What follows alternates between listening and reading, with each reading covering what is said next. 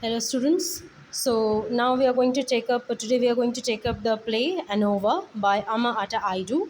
It is a play which was written by this very famous playwright Amata Aidu, who was Ghana's very respected, who is known as Ghana's very respected writer. Okay, one of the respected writers of Ghana. Okay, and she wrote this play in the 1970.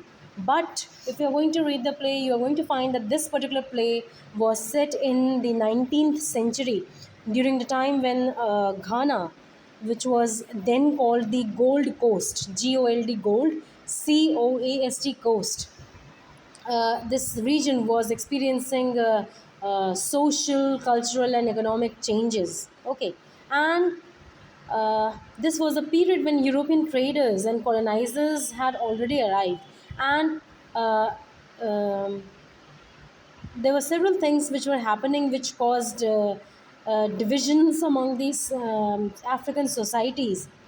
For example, your African slave trade.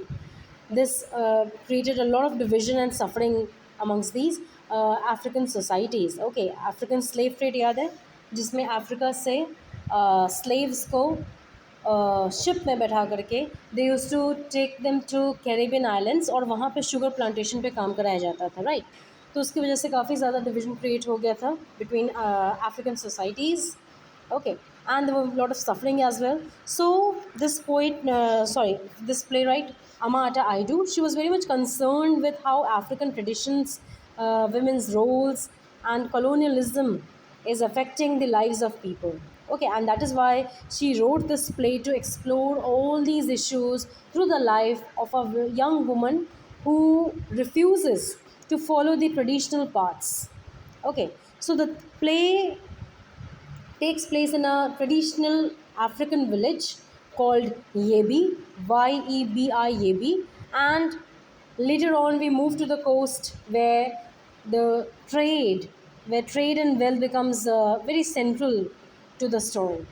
Okay, so the story of this particular play is, like I told you, it is about a young girl who is very independent and strong-willed woman whose name is Anowa. Okay, now she lives in this village of Yebi with her parents. Her parents' names are Badua. Badua is her mother, and Osam. Osam is her father. Okay, so her parents want her to choose a husband from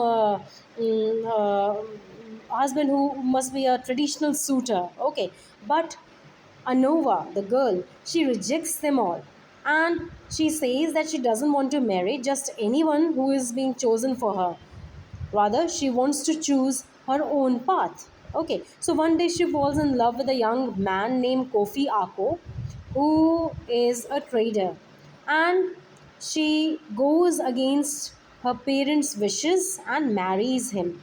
Okay, now this decision creates a big conflict in the family. Her mother believes that Anova is cursed, or let's say bewitched, because she refuses to follow the traditional ways expected of women in their culture. Okay, so after the marriage, Anova and Kofi Ako move away and they start to begin trading. Okay, so they become very successful and they also grow wealthy. And because this uh, success came very fast, it came with a cost. Okay, or let's say this whole success came with a cost. So our character Kofi Ako becomes very much focused on wealth, and over time he begins to use slaves in his business. Okay, and the girl Anova is a woman who believes in freedom and justice. So she strongly disagrees with whatever is going on in Kofi Ako's business. Okay, so she is very much against the use of slaves, and the couple starts to fight very often. Okay, so their relationship suffers even more because of this kind of business. And there is one more issue that they had in their marital life, which is that they were unable to have any children.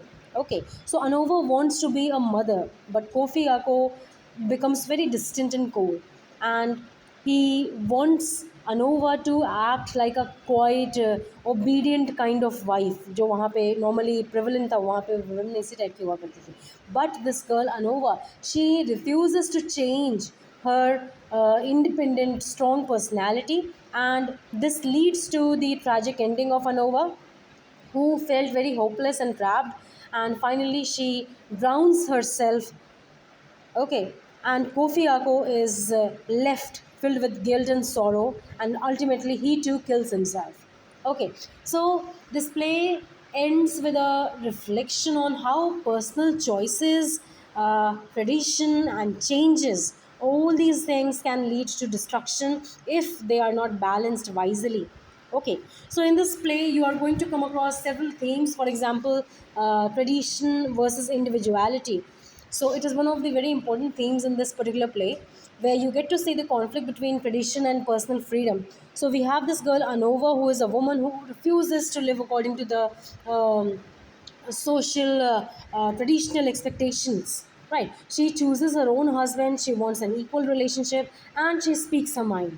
Okay. Now this makes her a symbol of independence, but it also causes tension in the society where women are expected to be quiet, obedient, and dependent. Okay, then there is also another theme, which is feminism and women's role. So, Anova is often seen as the feminist character who questions why women should be silent or why they should be submissive. She speaks out against her husband when she thinks that he is wrong. Okay, she refuses to accept a life of luxury that comes from slave labor. So, her story shows how difficult it is for women to break free from the social rules, and how it is important to stand up for what you believe in. Okay, then another theme is marriage and relationship. So, this play also tells you about the complexities of marriage. For example, Anova and Kofi Ako, they start their marriage with love and hope, but ultimately they become very unhappy in their marriage because of the difference they have, or in terms of their opinion about the slaves, in terms of their values and expectations. So the husband, Kofi Ako, he wants a traditional kind of wife, but Anova is a very independent kind of woman, right?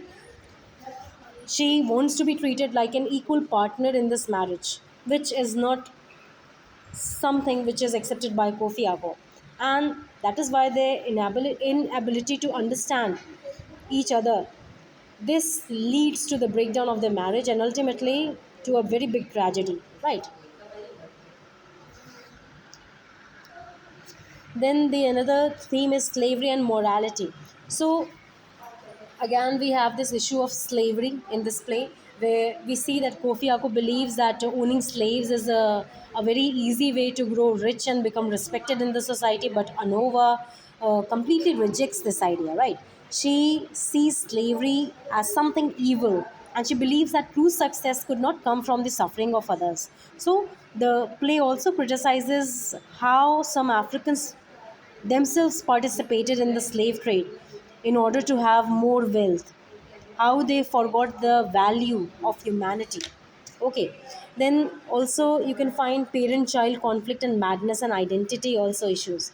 Okay, so there for in parent child conflict we can see how a tension has developed between Anova and her parents, and how there was a tension has also developed between Anova and her husband, right?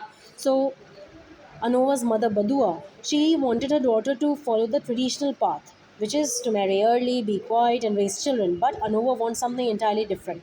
So this creates a very big gap, painful gap between them, and shows how these generational differences can cause misunderstanding and rejection. Okay, and the last theme, madness and identity. So uh, by the end of this play, you are going to realize this thing that Kofi, Aho, and Anova, they both are very much emotionally broken, right? So Anova is seen as mad because she refuses to act like other women of her times. Okay, but her madness may actually represent her awareness of truth and justice in a world which is full of greed and lies, right? So the play asks us to think, is Anowa really mad, or is she just very honest for a society that has lost its way?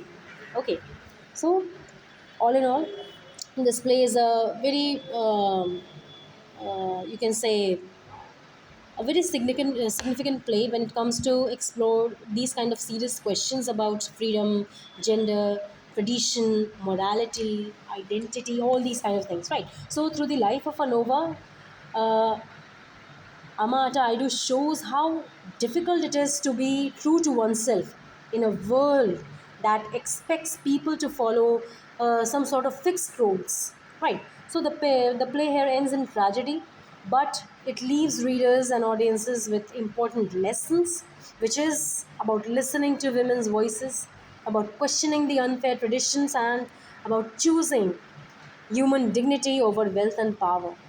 Right. So it is not just a simple story, it is rather a reflection on how African societies have struggled to balance old customs with the new ideas, and how individuals, especially your women, how they suffer when they are not allowed to live their truth.